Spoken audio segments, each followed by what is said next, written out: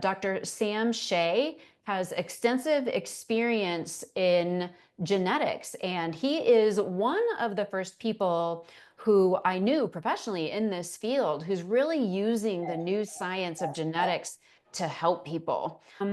Just tell us a little bit about how people are using genetics to determine your diet, to determine what's really best for you to be eating.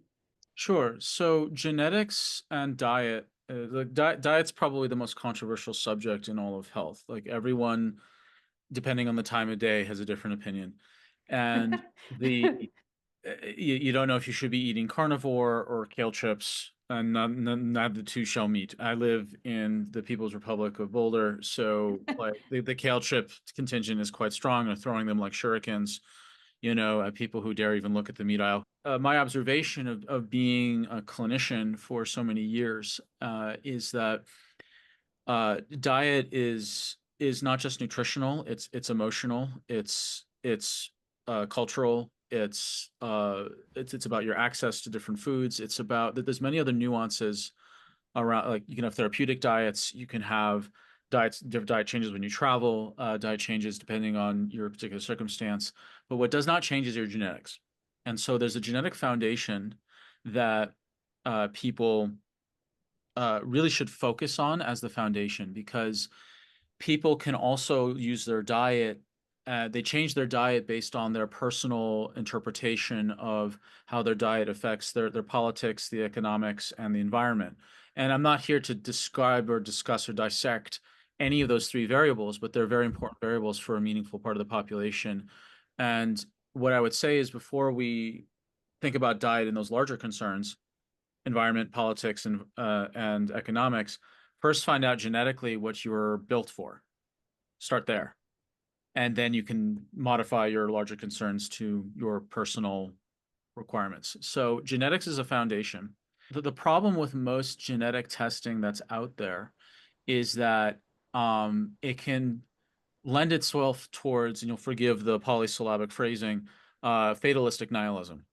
That people like, here's your 100, 300, 400,000 genes. They're all apparently look equal in importance, and people get overwhelmed with all these to-dos, these hundreds of health tips that seem to have no organization, no prioritization, and it's alarming. Like, oh my God, I got this mutation here, this variation here, this variation here. I'm gonna die like tomorrow. It's Tuesday. And there's not, and it leads to this nihilistic fatalism. Well, I just give up. I'm just going to eat the Cheetos because clearly I'm doomed anyway. And hey, it's Monday. I've got 24 hours according to this test. And that's not the right way to look at it. Genetics will tell you how to optimally live, and will also see like what are the fault lines or the cracks in your genetic chain that if you don't shore them up, they will show up. So Mm. you have to know what your genetic weak points are, because if you don't know them, they'll tell you eventually. Yeah, and I think you're making a good point here that you have to look at the genetics and the environment. Correct. Those two things together are what determine your risk. So just because you have certain genetics doesn't mean, well, shoot, just eat Cheetos all day long. That's not how you handle it, right? You have Right. to say, okay, here's what I was handed. How do I fill in the holes of the Swiss cheese here to make it so that I can live the kind of healthy life I want to live and fuel my body in the way that it wants to be fueled, which I think is, that's just a much more empowering message about genetics that I'm not sure everybody's heard. So I'm glad you brought that up.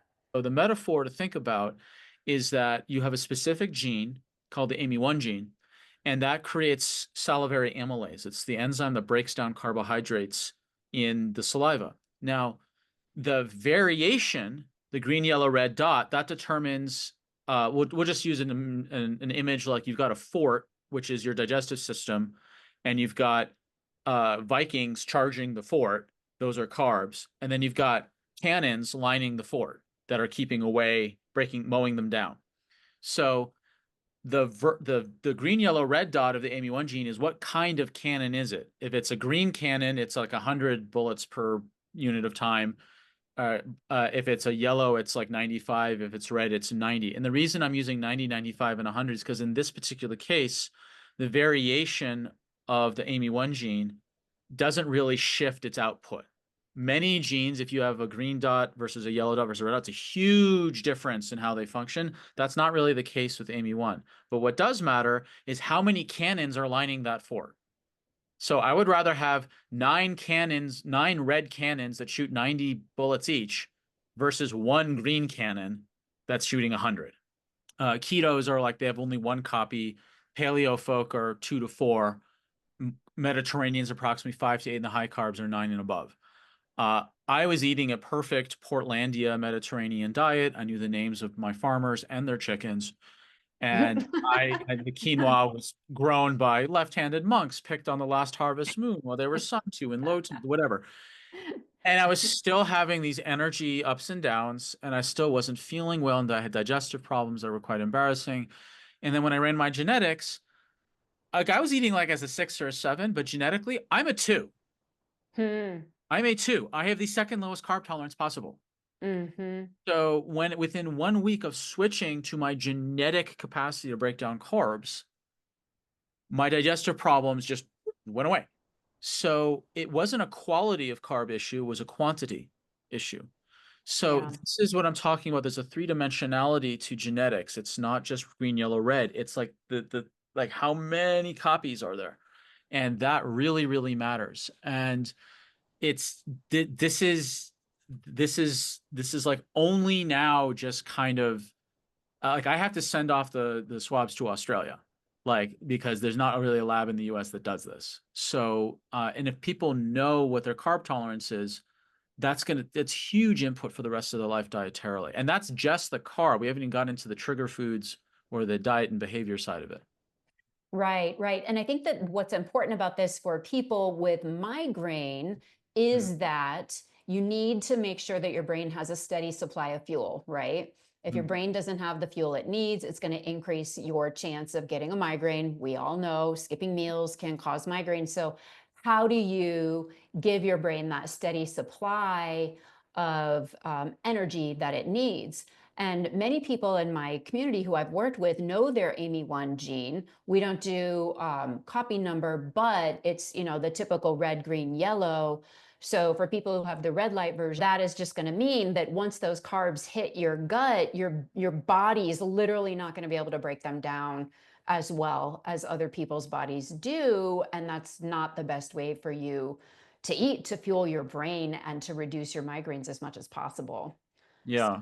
yeah, good information to know.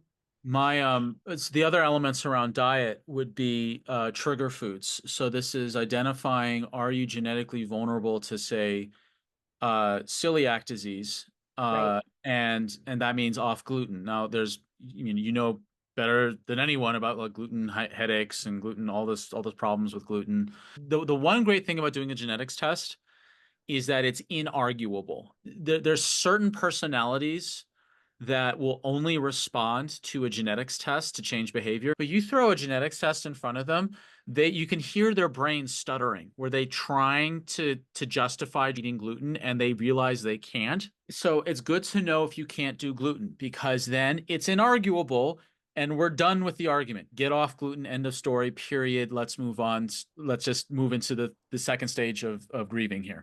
Second stage of grieving. That's funny. The next the next one is looking at your reaction, your genetic response to histamines. So histamines and headaches, you this is there histamines can be so involved in pain mechanisms and how if people don't understand if people want to understand like histamine in my opinion was evolutionarily the body's response to venom. It's the defense mechanism to venom. So if a bee stings your arm and it swells up with like a half quart of water or a quart of water or whatever or a pint of water, the bee did not inject a pint of water into your arm. That's not a thing. But what it did do is that it injected this bolus of very toxic substance called venom, which can erode and corrode bone, muscle, tissue. Well, bone, if it's really snake venom, certain snake, it can just destroy nerves, muscle, tissue, skin. So the body's emergency flood switch is called histamine, where it floods the area to dilute the venom. That's the point. You got a solution to pollution, and venom is dilution. So histamine's the emergency flood switch. That's Okay. what it's for. Now, Hmm. problem if you eat higher histamine foods and you're genetically vulnerable to create more histamine and or not able to clear it that well, you're basically eating a full body, slow moving bee sting, and your body swells with water, and then it can affect the blood vessels. And when you stretch those cerebral arteries, and then the C fibers that wrap the cerebral arteries like chicken wire, and they get activated from the swelling of the blood vessels, then you get pain, you get headaches. So genetically you can find out if you're histamine sensitive, which means you go on a low histamine diet, which is really, really difficult for some people because the moment you tell a Californian they can't have avocados, they lose their minds. They Right. lose their minds. You want to get California to secede, you tell them avocados are unhealthy in this specific way, they'll just cut it off right there. They'll just like, "Oh, where's the earthquake? Let's splinter off from the continental shelf here. And keep our Uh, avocados on our side." So So, Dr. Shea also happens to be a comedian. Some of you may have noticed throughout the talk tonight. He's got a very humorous way of explaining things. the way to Yeah. remember gluten is brows, like eyebrows, barley, rye, oats, wheat, spelt. Brows, barley, rye, Ah. oats, wheat, spelt. Oh, Now that's a good one. The O oats technically does not have gluten, but when you look at a grain from rye or spelt and oats, you can't tell the difference because they're frequently milled in the same plant. That's why oats Yeah. are immune from contamination, and that's why you see certain companies have certified gluten-free because the facility only has oats in it, no spelt or rye. That's how you know the oats. That's what they mean by certified gluten-free, because there's no contamination.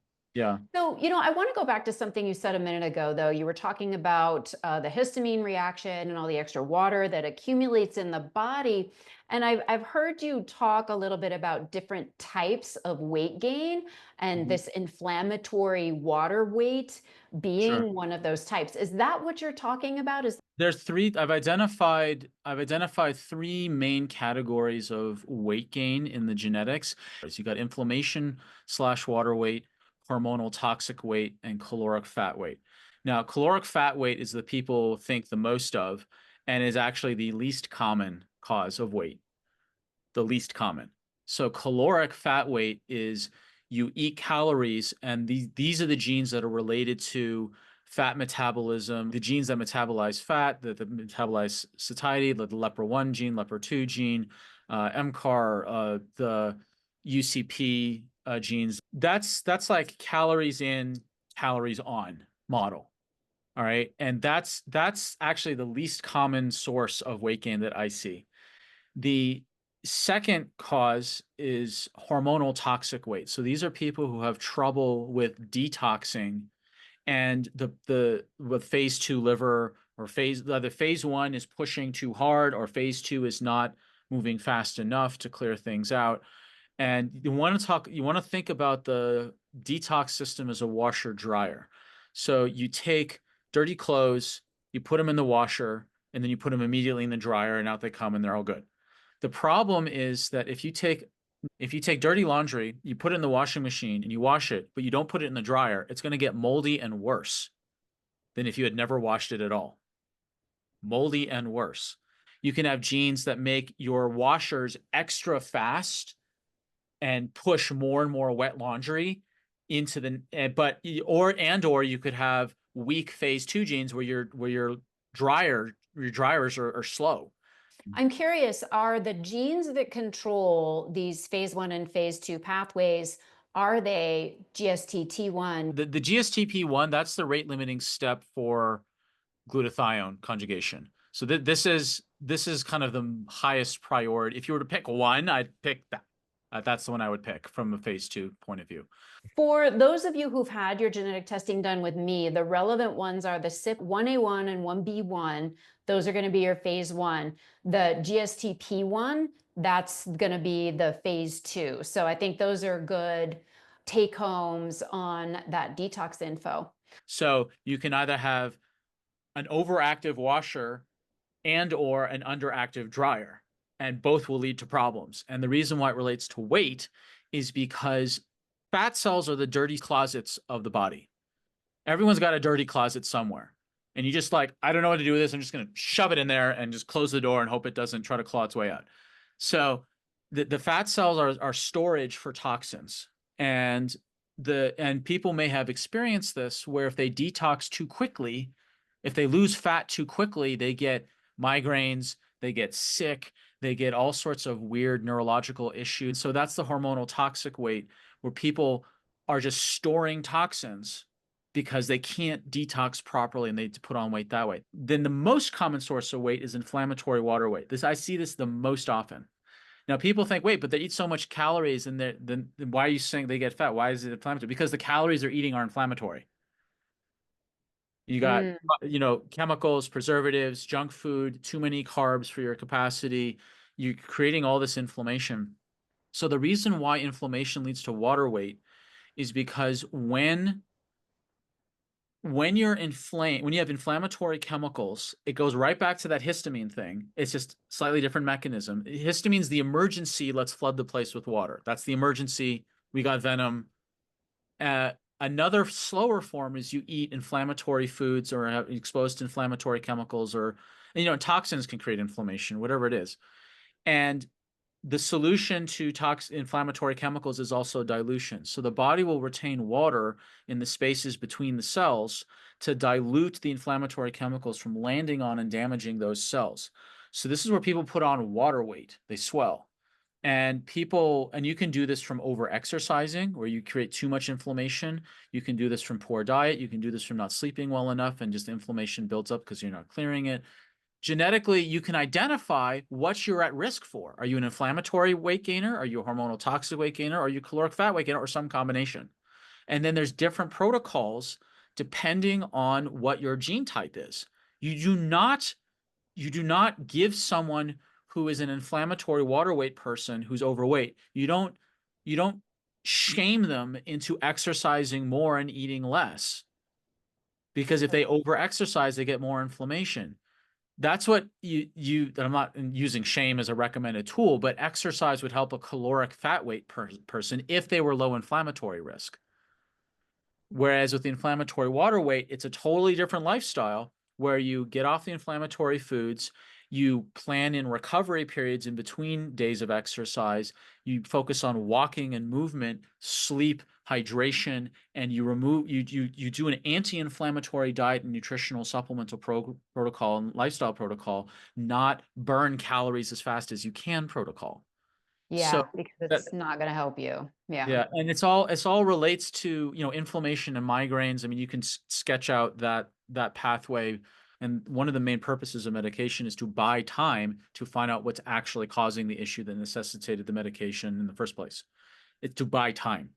So again, I'm not against it. It's just a blunt instrument. And so the question is, why would people need that medication in the first place? What can be done on a lifestyle, diet, nutrition standpoint to address that, and if needed, use pharmacy as hopefully a temporary measure to buy time to figure out all the lifestyle stuff for the long term. Yeah, and So I think that this is one of the biggest things that is holding people with migraines back, because the dominant paradigm is if your headaches get too often, the answer is to put you on a preventive. So I actually think that acute treatment medications are spectacular. They save your day. mhm, But if you are having more than 2 headache days a week, which millions and millions of women are, then it's a different answer. But I think that, there comes a point where you have to start listening to what your body is telling you and figure out what those underlying problems are. The challenge we face is that people think that it's not as effective as pharma. People don't see the value of fixing your cells so that the whole organ works right. People are still, I think, in so many parts of neurology in this mindset: pain is bad, suppress the pain. Done. it's a time horizon issue. Yeah. The reason why medication is alluring is because it's faster, and so that's why I say like it can buy time and then work on the other stuff in the background, so then your body literally changes to not need this eventually. Yeah, exactly. True healing. Mhm. I mean, that's why we all went into medicine, right? To help people actually heal. I'm going to ask a question about ApoA2. Mhm. So the amylase gene makes a lot of sense to me. The gene creates the protein digests your carbs. I think the ApoA2 gene is harder to understand what the heck it does. And what does it have to do with saturated fat metabolism? And if you have the good form of that, does that mean you should eat keto? If you have the bad form of that, does that mean you're back to carbs? And then a question I get a lot is, both of them are bad. Now what do I eat?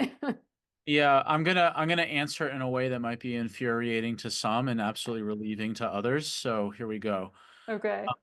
The to me to me the apo genes and the cholesterol genes and all that, those are actually downstream and way less important than people realize. Way less important. The correct way to think about genes is, how do I know the genes I'm looking at are actually important? And then how do I know of those genes that are important, what are the most important and in what order? That's how to think about it. And these fat and cholesterol genes are at the bottom of the list. What's at the top of the Okay. list are inflammatory genes. So you Mm. first have to figure out, how do you know what are the most important genes as it relates to health? So there's four criteria that's on the screen is right here.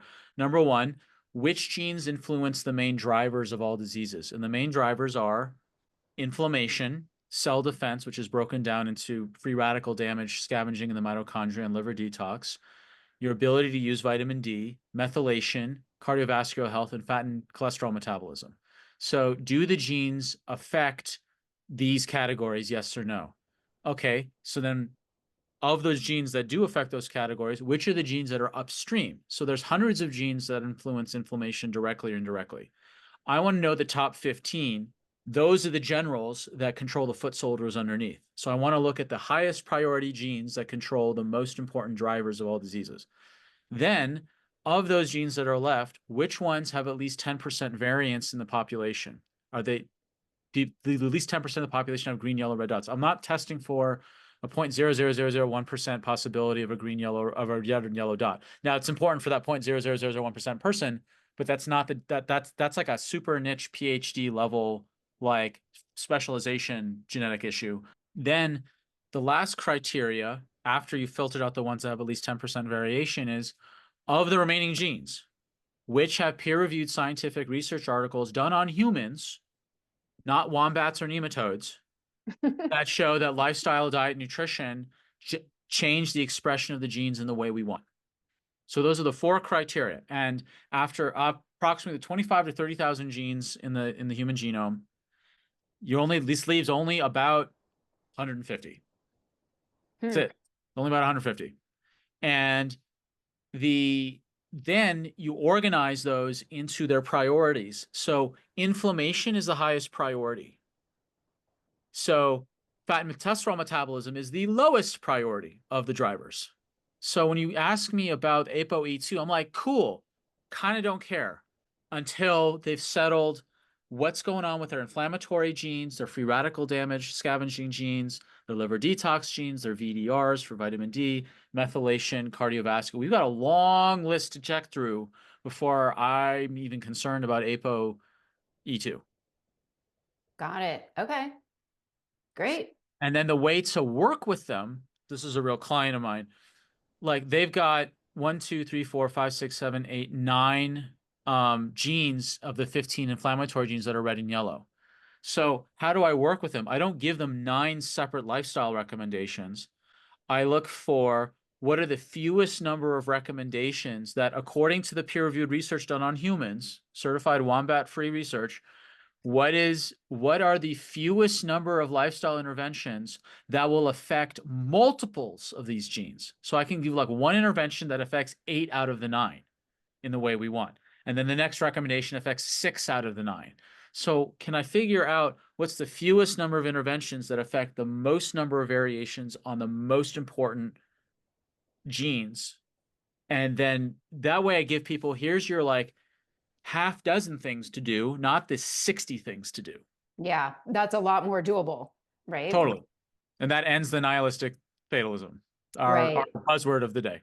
Yeah, and gives you that sense that your choices really do matter. Mhm. So I would like to know how you can help people do this. Sure. The program is what it is. It's a specialized genes cheek swabs, and you get personalized reports. It's a custom report I designed, where we take those 150 odd genes or so. And then you get the official reports with all the specific genes in question and all those the sciencey stuff. That's fine. But what I found is that people need a practical report that's based off the sciencey report of like, what do I do in order of priority? And can I have Hmm. someone hold my hand during the whole process? Hmm. But what this program is we focus on what's practical in order of priority, and there's a built-in 12-week implementation drip-fed program to help implement everything. And there's also a massive resource library of videos I recorded where if you want to get super nerdy on if you want to understand liver detox, here's the videos that explain. If you're red, yellow, or green dot in these groupings, like this is how you can understand it. Yeah, and I think that solves one of the biggest problems in genetics right now. I cannot tell you how many people I talk to who say, I had this genetics test done, I had that genetics test done. And I say, okay, so how did it help you? And they're like, well, it didn't. So that's exactly the kind of expertise we need right now to help people understand how their genetic applies to their health overall and to the health conditions, the symptoms that they are experiencing in particular, those targeted solutions. Dr. Shea, thank you so much for being here tonight and sharing your expertise, and just for the work you do in the world to help people heal in a real, meaningful, and sustainable way. Well, thank you for hosting me. It's so much fun to share this information, and we can help people as quickly as possible. Exactly, exactly. And I just have to know, does any of this genetics humor actually make its way into your comedy shows? Because he's a legit comedian, you guys. My second special I'm working on is actually about my health journey, both personally and professionally. So I'm Mm. going to be working in the genetics humor specifically into that. So that's where we're going to hear about the washers and dryers. Okay. Totally. Great. All right. Thanks again.